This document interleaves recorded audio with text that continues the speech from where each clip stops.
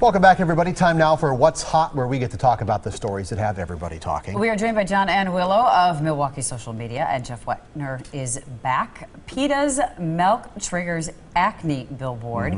Now in Milwaukee on West Lisbon Avenue, near a school. The billboard was prompted by a recent study published in the Journal of the Academy of Nutrition and Dietetics that determined there is increasing evidence of a connection between diet and acne, particularly from dairy products.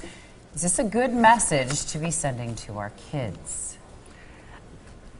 Everybody, big breath. Yeah, It's effective.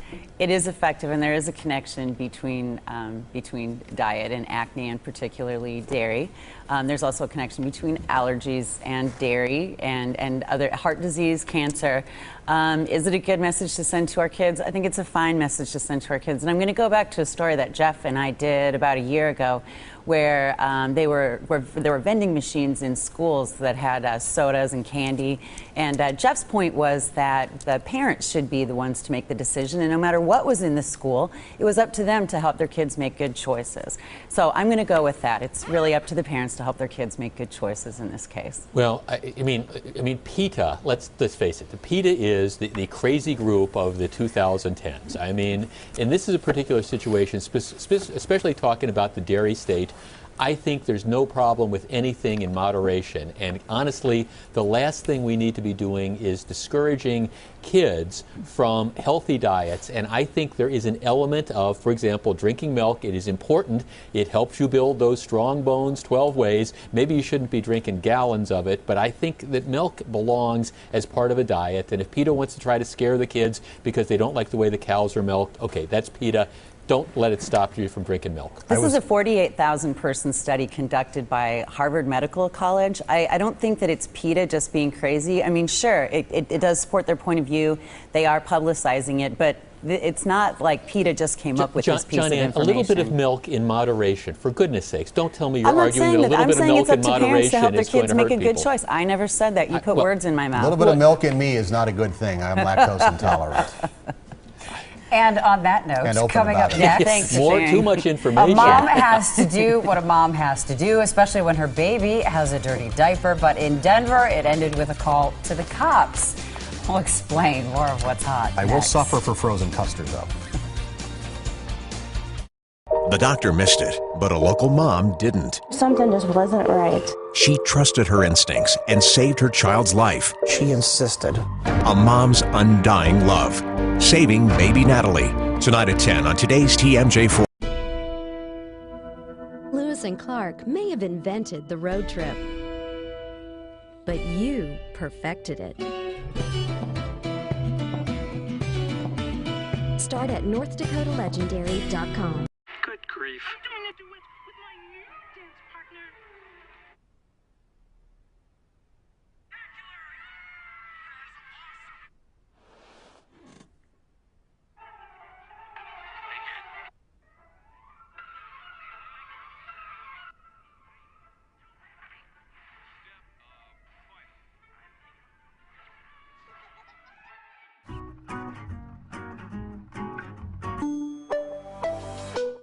High-speed accident. Room 535. Wants the insurance coverage he paid for. Insurance companies don't always care about you, the victim. We've got plenty of loopholes and technicalities. Very complicated. Always. Don't accept less.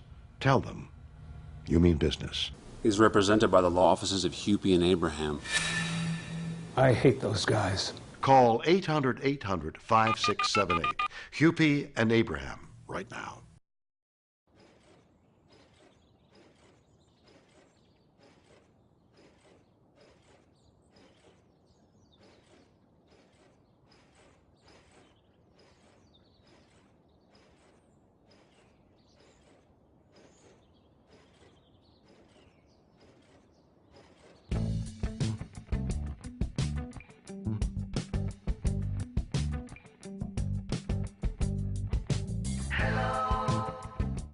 Stand on a tee in North Dakota, and you'll quickly realize you'll use every club in your bag and every ounce of your imagination. Start at NorthDakotaLegendary.com. Explore remodeling's finest projects and get home improvement ideas at the 2013 Milwaukee NARI Tour of Remodeled Homes. Visit MilwaukeeNARI.org for complete information. Severe weather season is here, and there's no safer place to be than with Storm Team Ford.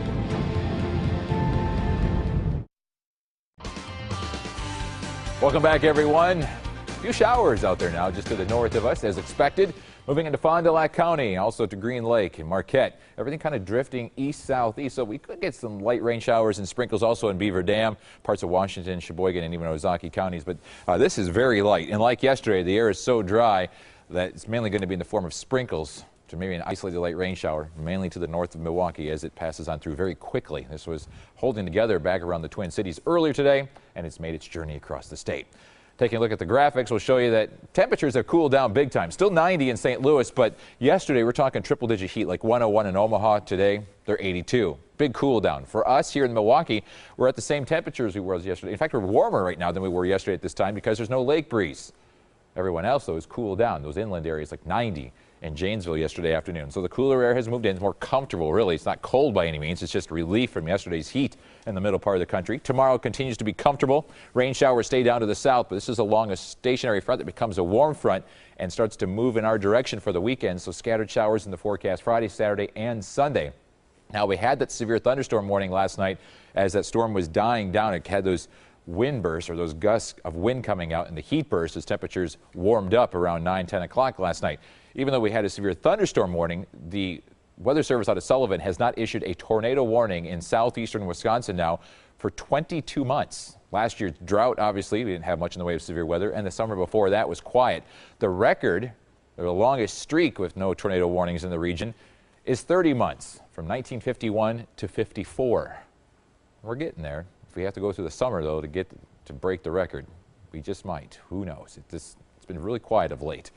We're seeing a few clouds, though, move into southeastern Wisconsin with those rain showers I just showed you on Doppler to the north of us. Could see a few sprinkles. The reason we're not going to see much in the way of any heavy rain, if any at all, because the humidity is at 44% in a comfortable 73 degrees. Also 73 in Waukesha, 75 now in Kenosha, and 81 in Janesville, 9 degrees cooler than yesterday. Winds are light for the most part. There are some isolated gusts near 20 miles per hour, but generally speaking, between 5 and 12.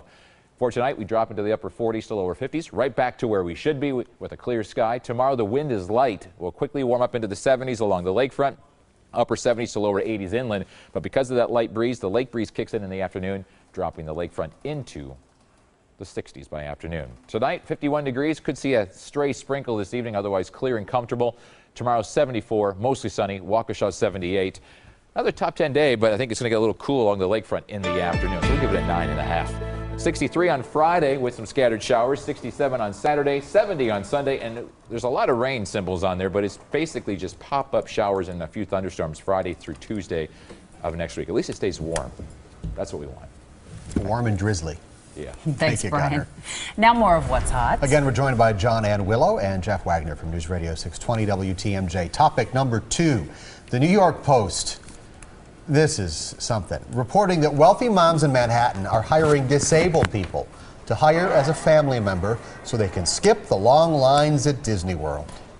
Have at this, please. This is just one case where a few rotten apples have ruined it for everybody, because really the only way I think Disney can overcome this is to maybe make a more convenient line in that it's not as crowded for a person with disabilities to wait, but they're going to have to wait their turn like everybody else. And that's too bad, but that's the only solution I can see that'll get them out of this jam. Right, or require more proof. I mean, the way the story works is at Disney, there's special lines for people who are disabled, and you can take up to 5 guests with you. The idea being, hey, if you're with a family and one of the children, for example, is disabled, you can all go to the front of the line.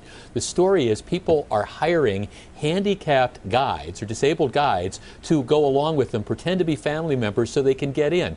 What awful people. I mean, seriously, who would do something like this? Okay, and the one percenters, as the New York Post But called then them. The question is, who are the individuals going along with it? Exactly. There are handicapped people in Orlando who are selling themselves. Right. There are these so-called exclusive alternative tour services where you can get your own handicapped guide.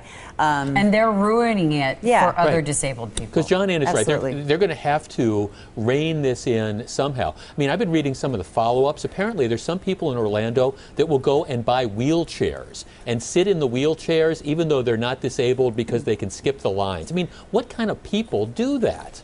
And then, but you know, you get into a slippery slope when you start talking about proof too. Yeah. Because what if, you know, a doctor's note? I mean, what does it? Right. Then we start faking those. Right, If you know, and I don't know how you prove it. That's the problem. Yeah, I don't think that it's possible across the board. Our final topic today: is it okay to change a baby's diaper in a Starbucks if there is no restroom changing table? A mother's decision to change her kid's diaper in the middle of a Starbucks in Denver ended with a call to 911. What would Dirty Dining say about this? Well, actually, the story has no heroes and only villains. The woman in the family in Denver, she laid the baby out on a chair and started to change his diaper. The employee said to her, "You're going to need to clean that up." Then the employee went behind the counter and started making remarks to the other employees, and they were staring at them. That made the family really uncomfortable. Dad got all upset, threw a cup of coffee on the floor and said, "I'm going to need you to clean that up." That's when the call came to the cops, and so everyone behaved badly in that. Agreed. But I do think that it wouldn't hurt Starbucks to put public restrooms in any, you know, or I'm sorry, changing tables in all. I had that, It's a I had that family-oriented experience business. locally. A local restaurant, didn't know, went in, you know, I have a 6-month-old. I ended up like balancing on the floor in a squat position with my son across my lap. Yeah, I mean, it was ridiculous. But Courtney, you're not okay. You're not going to change your kid on the table I or thought chair about it where because I was people so are eating angry that dinner. they did not have just a flip down thing. Like, come on. Okay, well, but that's what you got a car for or something. You don't It change was not $10 everybody even below has you don't, zero. Yeah. I don't care. You don't change No, your you car say- on a table where the next person's going to come. You don't change I'm your not kid saying I agree where with it. the I'm saying table, I you know, thought where about the it next because I person's was gonna come and eat. angry. And it is challenging, and not everybody drives everywhere they go. Some people actually live in cities, and the only well, thing then that you they take have the is. child outside, or you go into a corner. You don't And change so them on it's the 10 below, table and what do where you do? You people go are in going an to alley? eat. No, The nobody table thinks where you people should. are going to Nobody eat. thinks you should do that. We're saying Starbucks and restaurants should have changing tables because it creates a sticky situation, and they all behave badly. This is why we keep you. A sticky Table where people are situation. going to eat. This is why we Johnny. keep you in separate rooms. We're taking a break right now. We will be right back. Thanks, everybody.